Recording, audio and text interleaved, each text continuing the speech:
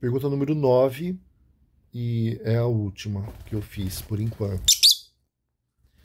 A revelação da doutrina é contínua ou foi encerrada com o mestre Irineu e os primeiros inários? Quem tem autoridade para dizer o que é ou não é doutrina dentro das diferentes linhas? Estamos recebendo novas mensagens das espiritualidades ou apenas repetindo os comandos originais? Porque se fala muito da doutrina do Santo Daime, mas qual Santo Daime? Santo Daime de onde? Santo Daime do Alto Santo é um e tem uma doutrina. Santo Daime da linha do Padrinho Sebastião é outra e tem outra doutrina, porque são outros hinos. E dentro da linha do Padrinho Sebastião, cada centro, né, tem a sua doutrina, porque embora tenha uma mesma origem, uma filiação, cada padrinho, cada dirigente, cada madrinha, cada padrinho, cada dirigente tem autoridade para aceitar determinados hinos e deixar de fora uma infinidade de outros. E como a doutrina está nos hinos, então, em última instância, quem define a doutrina de cada centro é a liderança, são os dirigentes daquele lugar. É correto afirmar isso? Então, quando se fala a doutrina do Santo Daime, qual doutrina? De qual lugar? Porque cada lugar, teoricamente, então, tem uma doutrina. É correto pensar assim? Ou eu estou equivocado? Sobre a revelação ela ser contínua ou ter sido encerrada, entra nesse paradoxo, né? Contínua e encerrada ao mesmo tempo. Não, acho que tem uma espinha dorsal, tô brincando, mas tem uma espinha dorsal, acho que ela tem de ser mantida para a doutrina continuar sendo doutrina, né? A doutrina do Santo Daime continuar sendo Santo Daime. Né, se daqui a pouco, vamos tirar a farda, porque isso é muito antiquado, vamos tirar o desenho litúrgico, o bailado como ele é, não sei o que, vira outra coisa. Né? Então é mais simples se criar uma outra linha, ou a pessoa ir para uma outra linha espiritualista, religiosa, que consagra a ayahuasca, do que modificar aquilo que descaracteriza o que a doutrina é. Né, passa a ser uma outra religião, uma outra doutrina, uma outra forma, né? Então, acredito que, mas a revelação é contínua até para quem diz que não é contínua, né? Porque lá no Alto Santo, por exemplo, as pessoas continuam recebendo hinos, né? E como a doutrina ela é uma revelação musical, essa revelação é progressiva no momento que as pessoas continuam recebendo hinos, né? Mesmo que eles estejam dentro digamos, de uma ortodoxia que pro Alto Santo é muito, né? Tipo, não pode falar de orixá no hino, embora o senhor Tufi fala de caboclo no hino, né? Se bem que o mestre também fala, né? Mas assim, para mim não teria como dizer que não há essa possibilidade, porque eu sou de uma vertente em que existem coisas diferentes, né? Então, né, trabalhos mediúnicos, né, a questão binária, a questão do próprio desenho ritual, de trabalhos de cura, de estrela, mesa branca, elementos que advêm do kardecismo, orações, inclusive, por exemplo, são realizadas, né? Trabalho de mesa branca, se reza a prece para afastar os maus espíritos, a prece de Cáritas, né? Existem trabalhos que a possibilidade de incorporação de entidades. Então, dentro da linha do Padre Sebastião, né, houve uma continuidade da revelação, né? Tem a questão da Santa Maria, com a qual eu não concordo, especificamente eu não concordo, nesse sentido eu discordo, acho um erro. Acho que houve uma boa vontade, né? E acho que a cannabis ela tem esse potencial, inclusive medicinal, etc. Mas acho que não deu certo, sabe? Acho que houve uma boa vontade nisso, houve uma pureza de coração, de espírito, não foi com o intuito assim de travestir o vício em algo sagrado. Eu acho que houve mesmo esse intento, mas ele não. Mas isso é uma opinião pessoal minha também.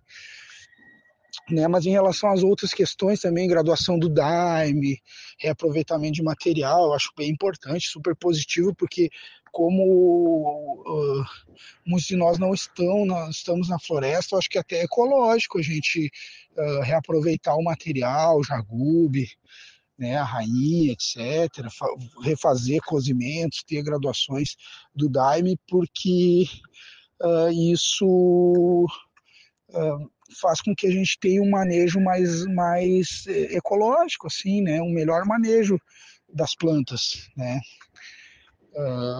em um contexto em que não há tanta abundância para tirar a primeira panela, por exemplo, e descartar, né, o que está no fundo da panela. Então, acho uma coisa bem positiva. Enfim, né? São várias as questões.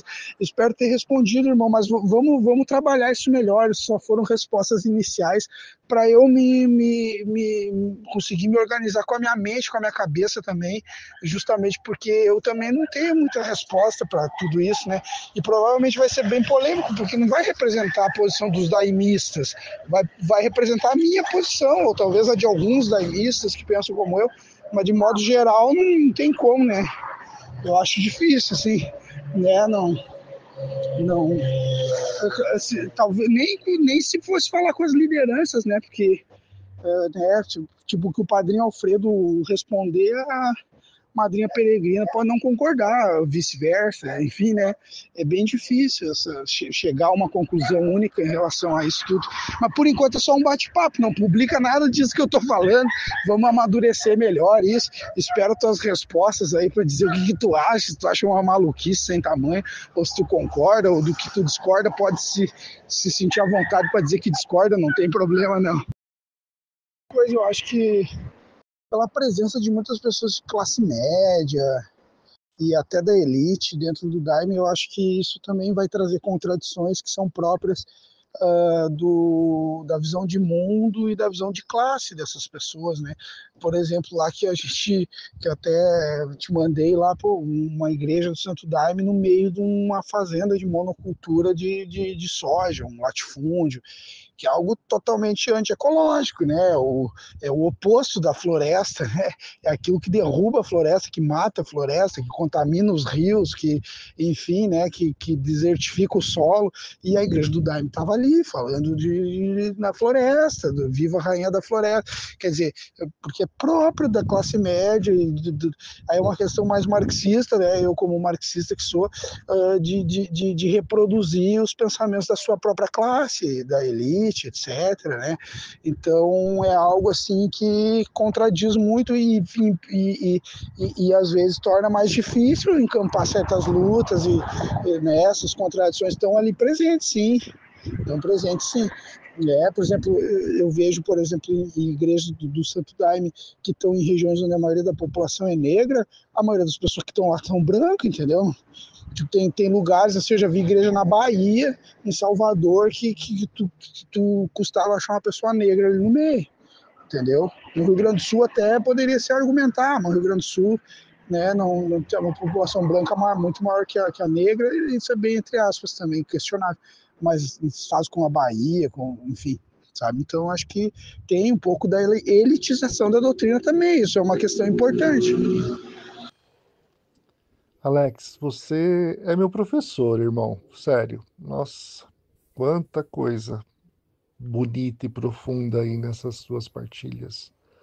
Muita, muita profundidade, muita beleza, muita pureza, muita consciência nas suas observações. Como você é inteligente, irmão. E não só inteligente, você é sábio, sabe? Você tem uma sabedoria muito grande. Nossa, como eu agradeço a Deus ter essa oportunidade de troca com você, irmão. É muito rico. E, nossa, tudo que você falou aqui, irmão, tá pronto para ser publicado, divulgado. Eu não sei o que eu vou fazer com esse material ainda, sabe? Eu não sei, mas está sendo muito rico para mim, sabe? Você foi a primeira pessoa que já respondeu tudo, irmão. Tá tudo aí. Eu só estava pensando em talvez em introduzir mais uma pergunta que eu ainda não formulei muito bem, mas se eu chegar nisso, eu envio depois também para saber o que você pensa disso. Agora, inclusive, até me fugiu, mas enquanto eu te ouvia, me veio assim a ideia de colocar mais uma pergunta. Mas para mim, nossa, Alex, está demais, irmão. Muito obrigado pela partilha da tua sabedoria, sabe, da tua vivência.